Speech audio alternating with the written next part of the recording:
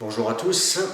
Alors aujourd'hui, une petite vidéo pour vous présenter quels organes sont yin et quels organes sont yang.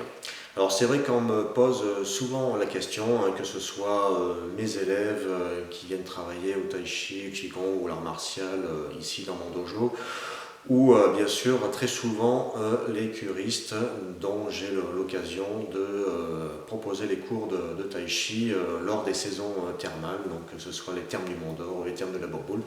On me pose souvent la question justement quels sont les organes yin et yang, comment on peut les identifier. Alors, comment que ça a été identifié, ça? Eh bien, il faut savoir déjà que la médecine chinoise est une médecine qui est âgée de plus de 5000 ans, qui a beaucoup de traditions derrière elle. Eh bien, les médecins chinois, à l'époque, comment ils ont déterminé ça? Eh bien, par une méthode très très simple. Alors, bien sûr, au départ, il fallait extraire les organes et les viscères du corps humain.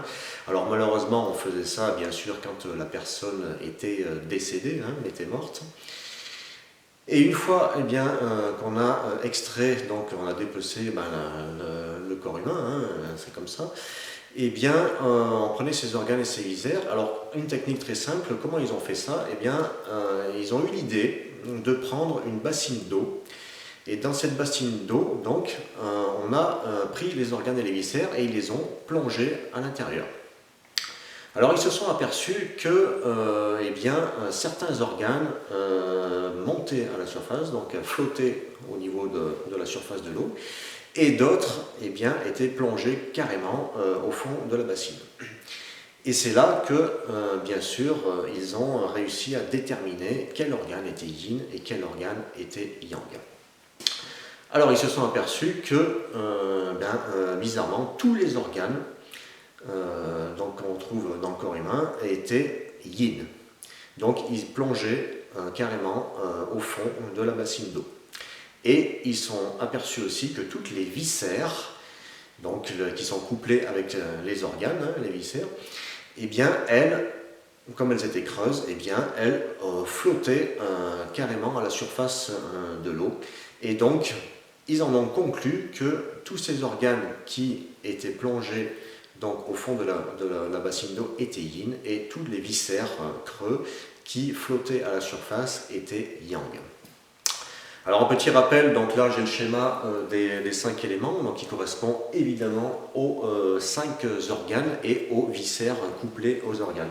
Alors chaque viscère, chaque organe correspond à une couleur et à un élément, et bien sûr à une saison aussi, et des planètes, etc., etc.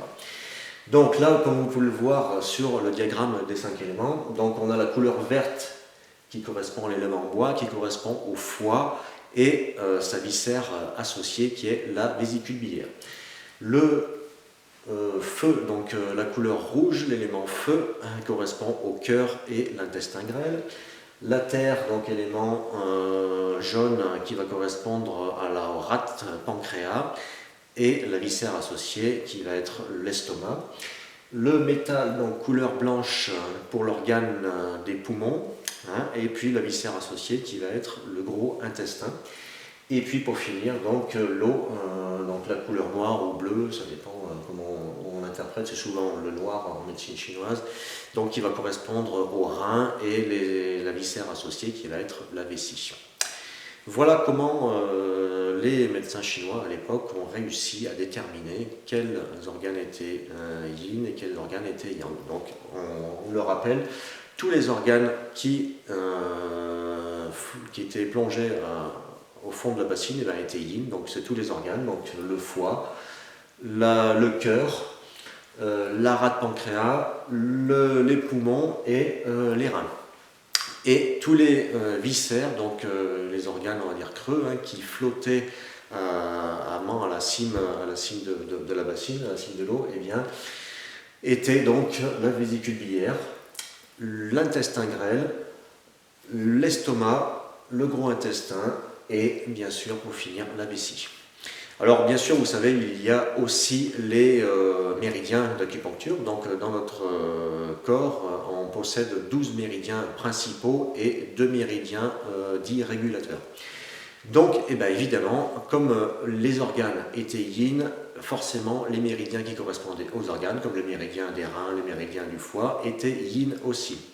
Et comme les viscères étaient yang, eh bien, les méridiens de ces viscères étaient yang aussi.